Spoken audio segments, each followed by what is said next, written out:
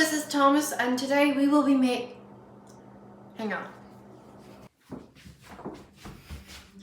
Okay.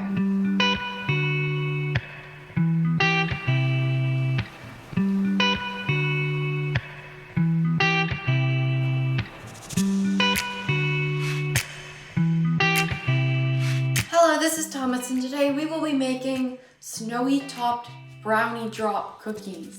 These are pretty similar to a video that I made a month or two ago, the melty chocolate truffle cookies, except it makes more of them and they're probably just as good, if not better. I don't know. I've made the melty chocolate chip cookies more. These are a little bit more difficult, but they still taste really good and you should make them. It's just whether you want to make these or the melty chocolate truffle cookies. First, you're going to take a little pot filled with a little bit of water, and you're going to take 5 tablespoons of butter, and I just chopped this into smaller pieces, and you're going to put that on top of the pot. You're also going to add in 6 ounces of chopped bittersweet chocolate. This is 8 ounces. 2 of those ounces you're going to keep for later, so don't add those in yet. Now you're going to turn this over about medium-high heat, and you're just going to stir it occasionally until it all melts.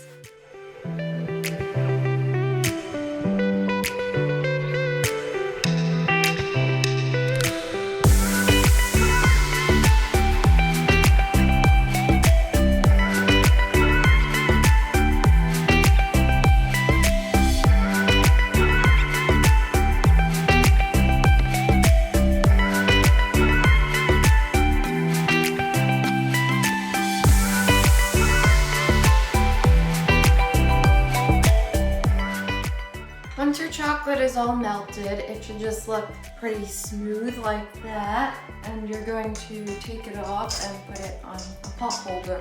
You can dump out this water. Now you're going to take out your spatula and you're going to add in 3/4 cup of granulated sugar. And you're just going to whisk that in. And it's going to get grainy, but that is okay.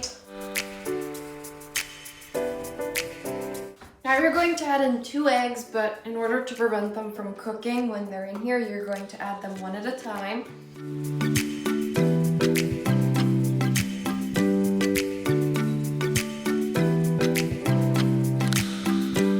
Once they're all combined, you're just going to whisk it vigorously for like another minute until everything's smooth. Okay, now you're going to add in 1/2 teaspoon of salt and whisk that in, as well as 1 teaspoon of vanilla, which you're also going to whisk in now. Now you're going to carefully whisk in 3/4 cup of flour.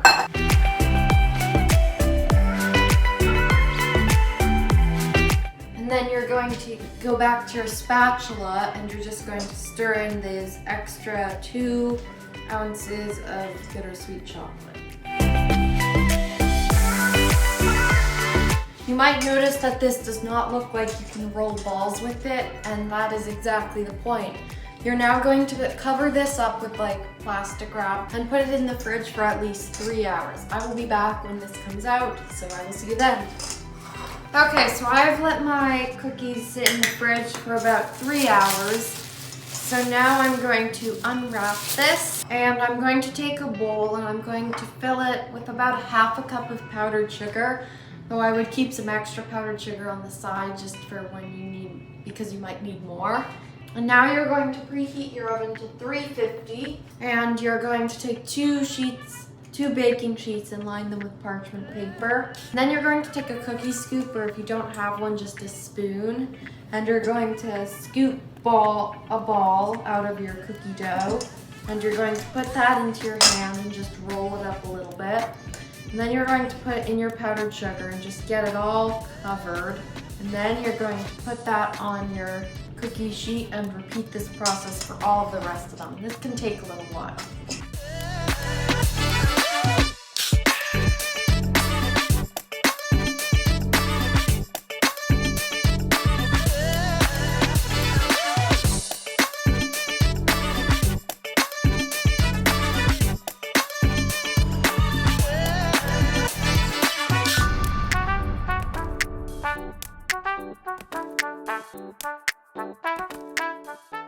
Okay, so I've made these cookies a little bit bigger than you need to, but you can make them whatever size you want depending on how you want them. Once your oven is preheated, you're going to put the cookies in it for about 12 minutes. I will be back when they come out. When your cookies are done, you're going to take them out of the oven to let them cool. You don't want to let these cool for too long since they're good when they're still warm and melty, but you don't want to eat them when they're very hot either. So I'll probably be back within 5 to 10 minutes to come eat them. Okay, so once you've let your cookies cool for a few minutes, you can eat one. So that is what I'm going to do now.